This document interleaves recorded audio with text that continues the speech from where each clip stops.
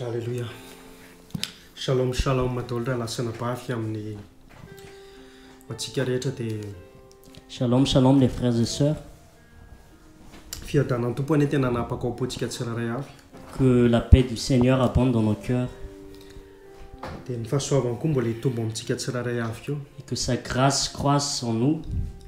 Tonga sondra eto amin'ny fandaharana antsoan'ny fampiakarana Bienvenue dans l'émission L'appel aux noces sy fampahirezantsika, pour s'exhorter, s'encourager, ifampandrosoantsika. pour s'édifier. Dia ndao raisitsika avy hatrany ny Petera voalohany toko faharoa On va prendre en Pierre chapitre 2, andin'ny faha 1 au verset 11. Ry malala indrindra mananatra anareo satria vahiny sy mpivahiny anareo. Fa dio ny filan'ny nofo fa miady amin'ny fanahy ireny. Ary aoka ho tsara ny fitondran-tena anareo eo amin'ny jentilisa mba hankalazany an'i Elohim amin'ny andro famangina noho ny ahitany asa tsara ataonareo dia izay hanendrikendrehany anareo ho mpanao ratsy. Bien-aimés, je vous exhorte, comme étrangers et voyageurs, à vous abstenir des désirs charnels qui font la guerre à l'âme, ayant une bonne conduite parmi les nations, afin que la même où elles vous calomnient comme des malfaiteurs, elles voient vos bonnes œuvres et glorifient Elohim au jour de la visite d'inspection. Amen. Nisy fotoana eo soany teny hoe andeha aho dia hanamboatra fitoerana ho anareo. À un moment donné, le Seigneur a dit, je partirai, je préparerai une place pour vous. Zany hoe ny tompontsika zany efa nikarakara, efa nanamboatra fitoerana hitoerantsika. Donc notre Seigneur a déjà préparé, a déjà fait une place pour nous, Satria zanak'i Elohim isika. car nous sommes des enfants d'Elohim. Ary amin'ny mahazany any antsika dia mikarakara antsika izy. Et comme nous sommes ses enfants, il prend soin de nous. Mikarakara ny fahatongavantsika izy. Il prend soin de notre arrivée. Dia mananatra antsika izy eto hoe vahiny sy mpivahiny anareo. Et il nous exhorte comme des étrangers et voyageurs. Ny olona vahiny Les voyageurs et les étrangers, tsy tompo-toerana. ils ne sont pas propriétaires d'un endroit où ils sont passés, Fa olona mandalo. mais ils sont de passage. Raha mandalo amin'ny toerana anankiray ahako Si je passe à un endroit, ary ny toerana misy anao ohatra eto Antananarivo, et si cet endroit par exemple c'est à Tana, dia ohatra hoe andeha ho any Majunga aho, et par exemple je vais à Majunga, dia any Mahajanga aho vahiny sy mpivahiny. et à Majunga je serai étranger, voyageur. Ary rehefa any fantatro tsara fa tsy ao no mipetraka. Et quand je serai là-bas, je sais très bien que je n'habite pas là-bas en permanence. Dia tahak'izay koa ny tian'ny tompo resahany eto amin'ny Petera eto hoe amin'ny mahavahiny sy mpivahiny antsika satria isika tsy tompo-toerana eto amin'ity tany ity. Et c'est la même chose que le Seigneur veut nous parler comme étant des étrangers, voyageurs, parce que nous n'avons pas de propriété dans ce monde. Satria nisy fotoana esoany teny ohatr'izao hoe any amin'izay misy ny arenareo dia any koa misy ny fonareo. Car à un moment donné, le Seigneur a dit, là où votre richesse sera, votre cœur y sera aussi. Amen. Amen. Zany hoe ny arenantsika, ny toerana misy atsika, any koa ny fotsika. Donc, notre richesse, c'est là où est notre richesse, là aussi sera notre cœur. Dia raha mijery zao ohatra hoe ao amin'ny Kolosiana toko fahatelo Et si on regarde dans Colossiens chapitre 3, andiny faha aroa verset 2, tahak'izao hoe tiavo ny zavatra ny ambony fa tsy ny zavatra ety an-tany. pensez aux choses d'en haut et non à celles qui sont sur la terre. Raha raisitsika zany zay teny frantsay zay hoe pensée zay, Si on prend le mot penser, dia mamily ny saintsika izy hoe tsy tokony saina ny zavatra ety an-tanitsika donc cela nous oriente à ne pas penser aux choses de la terre, fa ny zavatra any ambony, mais les choses d'en haut, any amin'le misy toeran'ny Masia, là où est Mashiach.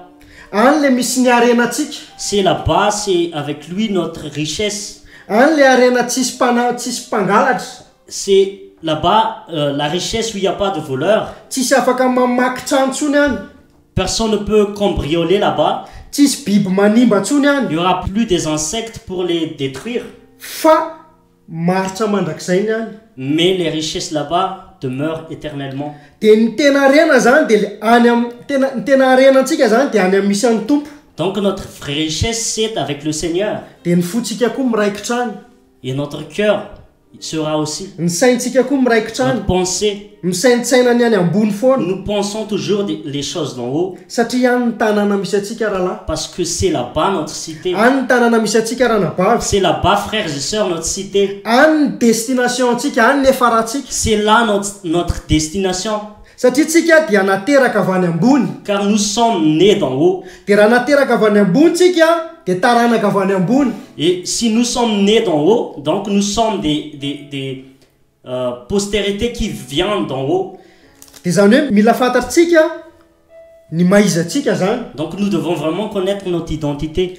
de tsy inona fa lay ny momba atsika dia zanak' Elohim avy any ambony misy atsika, Que nous sommes des enfants d'Élohim, nous venons d'en haut, fa tsy avy aty ambany ntsony tsika, mais pas d'en bas. satria ny tompony efa nateraky Elohim tsika.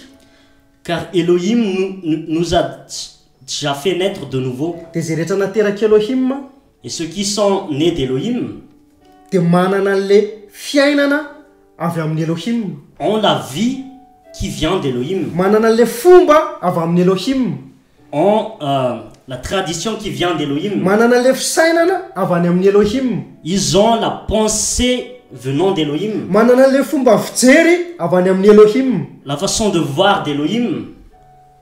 De zay mahatonga mipetera mananatra atsika eto hoe vahiny sy mpivahiny Et tsika. c'est pour cela que Pétros nous exhorte comme des voyageurs étrangers. Tsy tiany tompo zany ny fontsika ho tafateotra ato amin'ity tany ity, Le Seigneur ne veut pas que notre cœur s'attache satria à ny ce monde, satria ny zavatra hita maso de mandalo, parce que les choses visibles sont de passage, fa ny zavatra tsy hita maso no maharitra. mais les choses invisibles demeurent éternellement. De tsika no foronina ho any amin'le maharitra, Et nous sommes créés pour ces choses qui demeurent éternellement. natsoina ho any amin'le maharitra. Nous sommes appelés pour ces choses éternelles.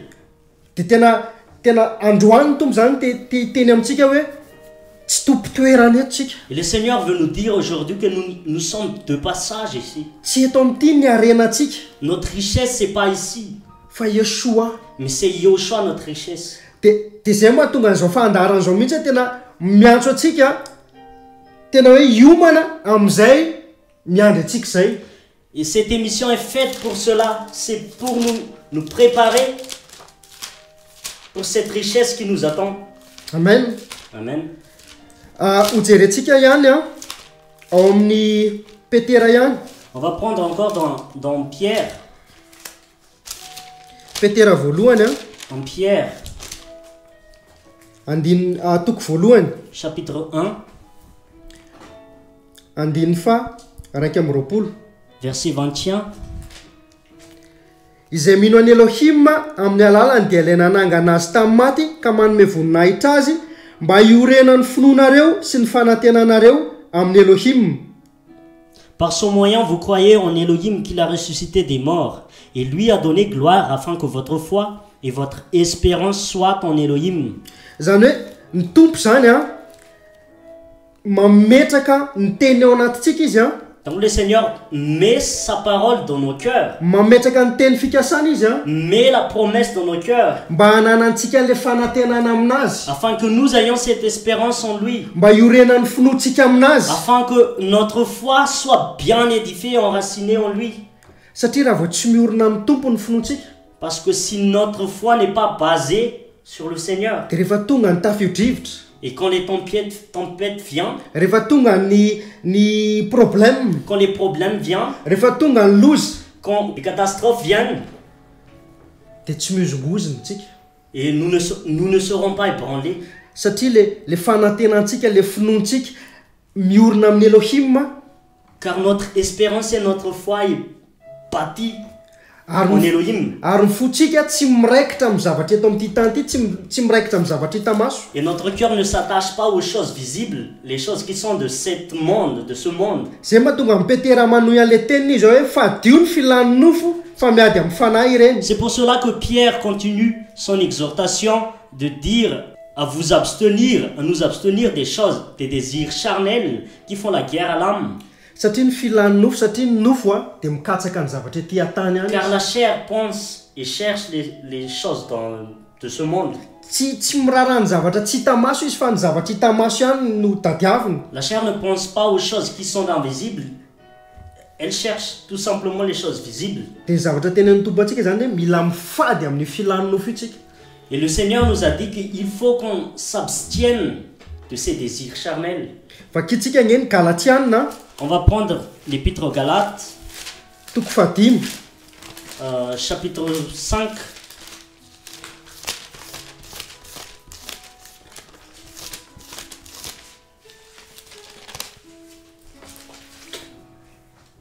Andiny efatra amby roapolo. Verset 24. Fa izay any Masia dia efa nanombo ny nofo mba mifaniriny sy ny filana tamin'ny hazo fijaliana. Mais ceux qui sont au Machia ont crucifié la chair avec ses passions et ses désirs. Zany hoe le maha olombelona atsika, le mahara nofo atsika mihitsy. Donc tout ce qui concerne notre chair, momba an'io dia efa nifatsihana. Tout ce qui la concerne sont déjà crucifiés. Ny faniriny io dia efa nifatsihana. Ses désirs sont crucifiés. Dia ny filany koa dia efa nifatsihana. Ses passions sont crucifiées aussi. Dia izay ny ahafahantsika mandeha tsara, mizotra tsara. Et c'est seulement comme cela, de cette façon, qu'on peut bien avancer et marcher. Satria mahazo bahana tsara ny fanahy. Parce que l'esprit a vraiment de l'espace et d'élan pour nous conduire. Satria ny fijerintsika araka ny lazaiko teo, ny fijerintsika efa mitovy an'iny, efa mifanaraka amin'iny Elohim. Comme j'ai dit tout à l'heure, que notre façon de voir, de regarder les choses est de même comme celle d'Elohim. Satria any amin'ilay tanjona, any amin'ilay fiafarana no banjinintsika. Parce qu'on se focalise vers l'objectif, la fin, la finalité. Araka ny tenen'ny mpitory-telo hoe tsara kokoa izy ny fiafarana noho ny fiandohana. Comme il est dit dans Ecclésiaste que mieux vaut la fin d'une chose que son commencement. Dia tena tia hampahery anao androany hoe tsy saina ny zavatra ety an-tany. Je veux vous dire maintenant que il faut pas penser aux choses de ce monde. Satria le identité atsika, le maha izy atsika, parce que notre identité, efa novain'ny tompo. Le Seigneur l'a déjà changé. Rehefa nateraka indray isika. Quand nous étions nés d'en haut. Satria le fahateram-baovao io, car cette nouvelle naissance, mahatonga antsika mahalala sy mahafantatra fa pon'ny lanitra tsika. Nous fait connaître que nous sommes des citoyens du ciel. Dia zay zavatra mahakasika ny lanitra amin'izay. Et tout ce qui concerne les cieux, no ifatoatsika. Nous concerne. C'est à cela que nous focalisons. Amen. Amen. Ujerentsika ny amin'ny Romains. On va prendre Romains, l'épître aux Romains. Toko fahavalo. Chapitre 8. Andininy fahaenina, andininy fahadimy. Verset 5. Fa izay araka ny nofo dia mihevitra izay zavatry ny nofo, fa izay araka ny fanahy kosa mihevitra izay zavatry ny fanahy. Fa ny fihevitry ny nofo dia fahafatesana, fa ny fihevitry ny fanahy kosa dia fiainana sy fiadanana. Satria fandrafinan'ny Elohim ny fihevitry ny nofo, fa tsy manaiky ny lalàn'ny Elohim izy, ary tena tsy afaka manao izany. Car ceux qui sont selon la chair pensent aux choses de la chair, mais ceux qui sont selon l'esprit aux choses de l'esprit. Car la pensée et le but de la chair, c'est la mort, mais la pensée et le but de l'esprit, c'est la vie et la paix. Parce que la pensée de la chair est inimitié contre Elohim, car elle ne se soumet pas à la Torah d'Elohim, et qu'elle n'en est même pas capable. Toy izany eo amin'ny andininy fahavalo hoe koa noho izany izay ao amin'ny nofo dia tsy afaka manao izay mahafaly an'i Elohim, fa tsy ao amin'ny nofo ianareo fa ao amin'ny fanahy. Raha mitoetra ao aminareo ny fanahiny Elohim, fa raha misy olona tsy manana ny fanahy Masia dia tsy azy izy. Verset 8. Or ceux qui sont dans la chair ne peuvent plaire à Elohim. Mais vous, vous n'êtes pas dans la chair, mais dans l'esprit, puisque l'esprit d'Elohim habite en vous. Mais si quelqu'un n'a pas l'esprit du Mashiach, celui-là n'est pas à lui. Eto zany tompo mampianatra antsika koa hoe ny maizy atsika taloha rehefa tsy mbola ao amin'ny tompontsika Le Seigneur nous enseigne aussi notre identité quand nous n'étions pas encore dans le Seigneur. dia tao amin'ny nofontsika Nous étions dans la chair. dia izay fihevitry ny nofo ihany nataontsika Et nous ne faisons que la pensée de la chair. satria eo amin'ny andin'ny fahafito ny tompo miteny mihitsy izy hoe satria fandrafinany Elohim ny fihevitry ny nofo fa tsy manaiky ny lalàny Elohim izy ary tena tsy afaka manao izany. Et le verset 7 nous dit parce que la pensée de la chair est inimitié contre Elohim, car elle ne se soumet pas à la Torah d'Elohim et qu'elle n'en est même pas capable. Zany hoe raha jerentsika zany le any amin'ny Petera iny dia ny olona ao amin'ny nofo a no mbola mitoetra tao amin'ity tany ity a ny fony a ny sainy a ny momba anazy rehetra mbola miraikitra tao amin'ity tany ity. Et si nous nous référons à ce que Pétros a dit tout à l'heure, nous l'avons lu, ce sont les gens charnels qui se focalisent aux choses de ce monde. Fa isika efa nateraka avy any ambony. Mais nous sommes déjà nés d'en haut. Dia rehefa nateraka any ambony tsika dia araky ny fanahy amin'izay. Et quand nous sommes nés d'en haut, nous sommes selon l'esprit. Dia manao sitrapony Elohim. Et nous faisons la volonté d'Elohim. Satria le nofo a tsy mahay manao sitrapony fa ny fanahy ao amin'ny fanahy ihany a no ahafahantsika manao sitrapony sy mahafaly anazy. Car la chair ne peut pas faire sa volonté, c'est seulement dans l'esprit qu'on peut faire sa volonté et lui plaire. Dia hoy izy hoe eo amin'ny andin'ny fahadimy ihany koa hoe fa izay araka ny nofo dia mihevitra izay zavatry ny nofo fa izay araky ny fanahy kosa mihevitra izay zavatry ny fanahy. Et dans le verset 5, il est dit « Car ceux qui sont selon la chair pensent aux choses de la chair, mais ceux qui sont selon l'esprit, aux choses de l'esprit. » Zany hoe efa miova mihitsy zany le fomba fijery. Donc notre façon de penser a déjà changé. Satria rehefa nateraky ny fanahy amin'izay tsika dia mihevitra izay zavatry ny fanahy. Car comme nous étions nés de l'esprit, nous commençons à penser aux choses de l'esprit. Ny zavatry ny fanahy zany dia tsy inona fa le mahakasika amin'ny fanjakany Elohim. Et les choses de l'esprit, c'est ce qui concerne le royaume d'Elohim. Dia izay ny antom-pisitsika tao amin'ity tany ity. C'est notre raison d'existence sur ce monde. Dia ny aina an'ilay fanjakan'ny tompo sahady. C'est de vivre déjà le royaume du Seigneur. Fa tsy mandeha araka ny nofo tsony. Mais c'est pas en marchant selon la chair. Satria manohitra ny fanahy reny. Car les désirs de la chair sont contraires aux désirs de l'esprit. Satria ny nofo a mitondra antsika makany amin'ny fahafatesana. Car la chair nous emmène à la mort. Fa ny fanahy mitondra antsika makany amin'ny fiainana. Mais l'esprit nous emmène à la vie. Dia izay mampivahiny antsika eto amin'ity tany ity raha C'est lasana pour cela que nous sommes des voyageurs étrangers sur ce monde. fa tsy natao hitoetra eto ny fotsika. Et nous ne sommes pas destinés à vraiment à s'attacher à ce monde. Vakitsika indray ny Hébreu. On va prendre Paul, l'épître aux Hébreux. Hébreu toko faharoa ambin'ny folo. Andininy voalohany ka hatramin'ny faharoa. Hébreux 12, versets 1 et 2. Koa amin'izany satria misy vavolombelona maro be toy izany koa manodidina antsika toy ny rahona dia aoka isika naisotra izay rehetra mitambesatra amintsika mba miniota izay malaky mahazo antsika ary aoka isika hiazakazaka amin'ny faharetana amin'izao fiazakazana napetraka eo anoloantsika izao mijery eo soa tompon'ny finoantsika sy mpanefazy izay niaritra ny azo fijaliana fa tsy nitandroenatra mba hazon'ny fifaliana napetraka teo anoloany ka dia efa nipetraka eo amin'ny akavanan'ny seza fiandranan'ny Elohim izy. Nous donc aussi, puisque nous sommes entourés d'une si grande nuée de témoins, mettons de côté tout fardeau et le péché qui nous entoure avec habileté, et courons avec persévérance dans l'arène qui est placée devant nous, fixons les yeux sur Yehoshua, l'auteur de la foi, et qui l'amène à la perfection en échange de la joie qui lui était réservée. Il a souffert la croix, ayant méprisé la honte. Il s'est assis à la droite du trône d'Elohim. Etsika dia raha mijerytsika amin'ny Hébreu 11 Hébreu toko faha 12 Si nous lisons dans Hébreu 11, dia miresaka ny ireo raha lasana bavy sy ray aman-drenitsika taloha rehetra izy izay nandeha tamin'ny finoana. ce chapitre nous parle des patriarches qui étaient avant nous, qui avaient marché par la foi. Dia ireo olo ireo zany a tahaka mijery spectacle izy amin'izao fotoana Et izao. ces gens-là, maintenant, en ce moment, ils sont comme des gens qui regardent des spectacles. Dia isika le miazakazaka.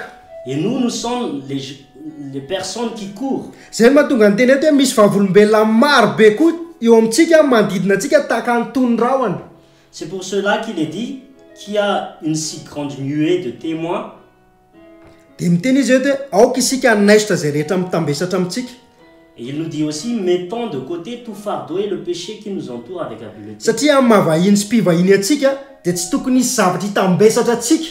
Et étant des voyageurs étrangers, nous ne devons pas avoir les fardeaux, ces fardeaux-là. Fa mila maivana tsara tsika. Nous devons être légers. Dia mila esorina daholo zay zavatra mitambesatra. Et nous devons mettre de côté tous ces fardeaux. Mila esorina zay rehetra fahotana mora mahazo malaky atsika. Et les péchés qui nous entourent avec habileté. Satria tsika ao anaty fiazakazahana ihany koa. Car nous sommes dans la course. Dia mijery an'i Yehoshua. En regardant Yehoshua. Mipanjina an'i Yehoshua. Fixons les yeux sur Yehoshua. Satria izy ny tompon'ny finoantsika hozy izy sady mpanefa azy. Car celui, l'auteur de notre foi, la foi, et qu'il l'amène à la perfection. Dia amin'ny mahavahiny antsika sy mpivahiny antsika. Et étant des voyageurs étrangers, Dia misy zavatra hiaretana eto. il y a des choses que nous devons endurer. Misy zavatra mila tsy atao tsony. Il y a des choses que nous ne devrons plus faire. Dia zay le ady. Et c'est cela le combat. Dia nanome exemple mihitsy ny tompo eto hoe Yehoshua le niaritra ny azo fijaliana tsy nitandro henatra mba hazony fifaliana napetraka teo anoloana ka dia efa mipetraka ao amin'ny akavanan'ny seza fiandranan'ny Elohim izy. Il nous est donné un exemple ici, l'exemple du Seigneur. Yehoshua, l'auteur de notre foi, en échange de la joie qui lui était réservée, il a souffert la croix ayant méprisé la honte et il s'est assis à la droite du trône d'Elohim. Dia isika le misy an'io ady io. Et nous avons ce combat aussi. Ny ara-nofontsika mbola miaraka amintsika foana. Notre chair est toujours avec nous. Fa le fibanjina tsika zany efa napetraka eo anoloantsika koa le fifaliana. Mais la joie aussi est déjà placée devant nous. Dia le andehanantsika any amin'le toerana. Afin que nous marchions vers cet endroit. Le toerana fonenantsika. La place où nous devrons vraiment demeurer. Fa eto an-tantsika tena mila tena mifantoka tanteraka amin'ny tompo mihitsy. Et sur ce monde, dans ce monde, nous devons vraiment se fixer Mila miantehitra amin'ny sur Yehoshua, nous dépendre de Yehoshua. Alléluia. Alléluia. Dia mahereza raha lasa nabavy satria ny tompo zany tena mitaky atsika izy hanana an'le toe-panaraka ny Elohim mihitsy hoe mibanjina any amin'ny zavatra ny ambony amin'izay fa tsy ny zavatra eto an-tantsony. Soyons encouragés, exhortés les frères et sœurs parce que le Seigneur, vraiment, il nous encourage à avoir cette piété venant d'Elohim, se fixant aux choses d'en haut, pensant les choses d'en haut, mais pas les choses de ce monde. Dia ndao tsy hifantoka amin'ny zavatra mora aloha. Et on va plus se focaliser aux choses corruptibles. Fa ndao tena hifantoka an'le zavatra maritra Et mandrakizay. vraiment se focaliser aux choses qui demeurent éternellement. Zay mahatonga ny tompo miteny hoe aza miariariana ho anareo ety an-tany ozy izy. C'est pour cela que le Seigneur a dit ne vous amassez pas des richesses de ce monde en ce monde. Fa natao hiariariana ho any an-danitra tsika. Car nous sommes destinés à amasser des richesses pour le royaume. Satria zay ny anto pisitsika. C'est notre raison d'existence. Dia ny andova ny lanitra. C'est de hériter le ciel. Alléluia. Dia mahereza raha lasa nabavy dia ny tompo ane tena tanteraka. Soyez fortifiés et que le Seigneur accomplisse sa parole. Dia isaorana ny tompo ny fizarana. Nous remercions le Seigneur pour le partage. Hivavaka tsika. On va prier. Raha io misaotra anao zay ny amin'ny fitiavanao sy ny famondram-ponao. Père, nous te remercions pour ton amour et ta miséricorde. Tompo ianao hitahiry ny teny Seigneur, garde ta parole mba hifantohanay any aminao mandrakariva. afin que nos yeux soient fixés sur toi Mba tsy horenan'ny finoana eto amin'ity tany ty. et afin que notre foi ne soit pas fondée sur ce monde. Fa raha tsy zany dia manitra indrindra zay. Car sinon, nous serons vraiment pauvres. Misaotra Yehoshua. Merci, Yehoshua. Amen. Amen.